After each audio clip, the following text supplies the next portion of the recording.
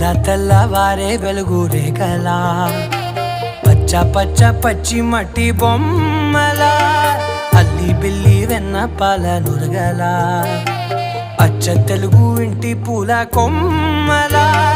దేవదేవుడే పంపగా ఇలా దేవతే మా ఇంట అడుగే పెట్టెనంట బ్రహ్మ కళ్ళలో కాంతులే